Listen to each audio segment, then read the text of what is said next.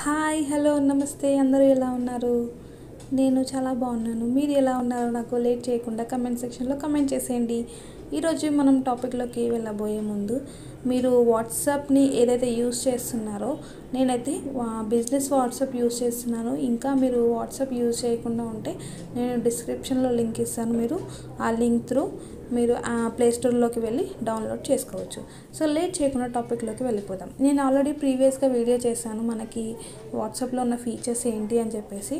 So ఈరోజు వచ్చేసి మనకి ఇంకా బెస్ట్ ఫీచర్స్ వాట్సాప్లో ఏమి ఉన్నాయండి అనేది ఈరోజు నేను మీకు క్లియర్గా ఎక్స్ప్లెయిన్ చేస్తాను.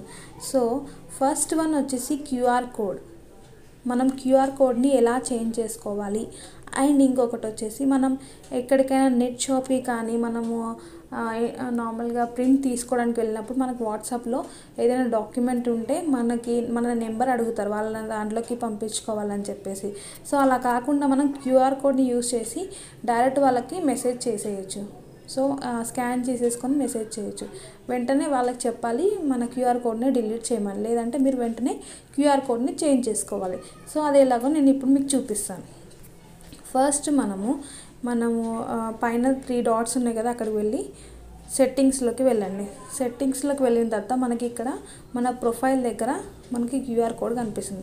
ఇక్కడ 2 క్యూఆర్ కోడ్స్ ఉన్నాయి చూసారు కదా. ఒకటేమో స్కాన్ కోడ్, ఒకటి నెక్స్ట్ మై కోడ్. ఈ మై కోడ్ అనేది వాళ్ళకి స్కాన్ చేసి పంపించేస్తే వాళ్ళు ఏదైనా మీ డాక్యుమెంట్ ఉంటే వాళ్ళ దాంట్లోకి సెండ్ చేసేసుకొని మీకు ప్రింట్ తీసేసి మళ్ళీ మీరే వాళ్ళకి చెప్పేసేయాలి వెంటనే డిలీట్ చేసేయమని. లేదు అంటే మనము ఏం చేయాలి, ఇక్కడ పైన 3 డాట్స్ కనిపిస్తున్నాయి కదా, ఇక్కడ రీసెట్ లింక్ అనేది మనం పెట్టేసుకుంటే వెంటనే మన కోడ్ అనేది చేంజ్ అయిపోతుంది. సో ఇది చాలామందికి యూస్ఫుల్ అవుతుందని నేను అనుకుంటున్నాను. నెక్స్ట్ వన్ వచ్చేసి మనకి సపోజ్ ఏదైనా మనము జాబ్ పోర్టల్లో నౌకరీ కానీ ఇండీడ్ కానీ ఎక్కడైనా మనం జాబ్ పోర్టల్లో మనం రెజ్యూమ్ అప్లోడ్ చేసినప్పుడు ఫోటో ఇంతే సైజులో ఉండాలి, ఇంతే కేబీలో ఉండాలి, ఇంతే ఎంబీలో ఉండాలని మనకి మెన్షన్ చేస్తూ ఉంటారు. సో మనం అలాంటప్పుడు ఏం చేస్తాము, అదర్ సాఫ్ట్వేర్స్ యూజ్ చేసి అదర్ యాప్స్ యూజ్ చేసి ఫోటోని మనము రెడ్యూస్ చేసుకొని తగ్గించుకొని మనం పంపిస్తూ ఉంటాం. మనం వాట్సాప్లో కూడా అలా చేసుకోవచ్చు. ఎలా చేద్దామో ఇప్పుడు నేను మీకు క్లియర్గా ఎక్స్ప్లెయిన్ చేస్తాను. సపోజ్ నేను ఇది ఒక ఫోటోని పంపించుకుంటున్నాను. ఏదైనా ఒక ఫోటోని సెండ్ చేసుకోండి. సపోజ్ నేను ఈ ఫోటోని సెండ్ చేస్తున్నాను. సెండ్ చేసిన తర్వాత మళ్ళీ వాళ్ళని మనకి రిటర్న్ పంపమని చెప్పండి. అప్పుడు ఏమవుతుందంటే మనకి ఎంబీ నుంచి కేబీలోకి మన ఫోటో అనేది రెడ్యూస్ అవుతుంది, తగ్గిపోతుంది. సో ఈ ట్రిక్ కూడా నేను చాలామందికి యూజ్ అవుతుందని నేను అనుకుంటున్నాను. నెక్స్ట్ వచ్చేసి ఆల్రెడీ 2 చెప్పేశాను. నెక్స్ట్ వచ్చేసి షేర్. సపోజ్ మన స్టేటస్ ఎవరికైనా నచ్చింది అనుకోండి, ఓన్లీ మనం వాట్సాప్లోకి షేర్ చేయకుండా అదర్ సపోజ్ ఫేస్బుక్లో కానీ షేర్ చాట్లో కానీ ఎక్కడికైనా మనం షేర్ చేయాలి అనుకుంటే మన స్టేటస్ ఎవరికైనా నచ్చి ప్లీజ్ నీ స్టేటస్ నాకు పంపించావు అన్నప్పుడు ఏం చేయాలి, మనకి ఇక్కడ 3 డాట్స్ ఉన్నాయి కదా, క్లిక్ చేసేసి షేర్ బటన్ మీద క్లిక్ చేసేసి మనం ఎవరికి నచ్చితే వాళ్ళకి పంపించుకోవచ్చు. మన ఇన్స్టాగ్రామ్లో కానీ వాట్సాప్ కానీ ఎక్కడికైనా ఫేస్బుక్ కానీ ఎక్కడికైనా మనం పంపించుకోవచ్చు. సో చాలా ఈజీ వే అని ఇది చెప్పవచ్చు. నెక్స్ట్ వన్ వచ్చేసి మనకి చాట్ హిస్టరీ. సపోజ్ మీ క్లోజ్ ఫ్రెండ్సే కానీ ఎవరైనా నాకు ఈ ఫోటో నచ్చింది నాకు పంపించవా అన్నప్పుడు మనం ఏం చేయాలి, మనము ఆ ఫోటో ఎక్కడుందని మనం వెతుకుతూ ఉంటాం. ఆ ఫోటో 2 డేస్ బ్యాక్ పంపించింది నాకు పంపించు అన్నప్పుడు, 3 డేస్ బ్యాక్ 1 మంత్ బ్యాక్ పంపించి నాకు మళ్ళీ రిటర్న్ పంపించమన్నప్పుడు ఏం చేస్తాం, మనం వెతుకుతూ ఉంటాం. సో అలా కాకుండా మనం ఏం చేయాలి, సో వాళ్ళ వీడియోస్లో వాళ్ళ చాట్ హిస్టరీలోకి వెళ్ళిపోయి అక్కడ నుంచి మనం మోర్ బటన్ క్లిక్ చేసి ఎక్స్పోర్ట్ చాట్లోకి మనం వాళ్ళకి ఫుల్గా సెండ్ చేసేయచ్చు ఎవరికైతే కావాలో.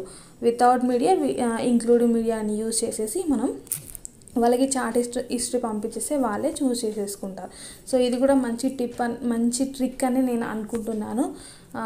సో ఇది కూడా మీకు చాలా యూస్ఫుల్ అవుతుందని నేను అనుకుంటున్నాను.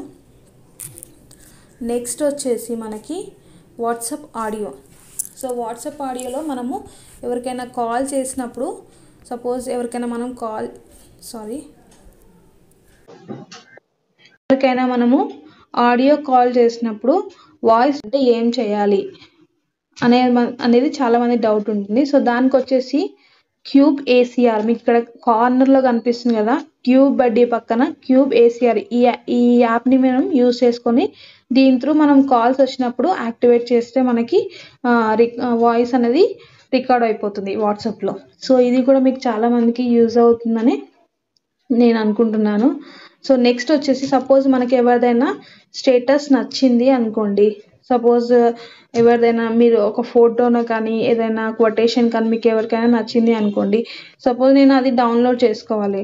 డౌన్లోడ్ చేసుకుంది అంటే మామూలుగా స్కిప్ అయిపోతూ ఉంటుంది.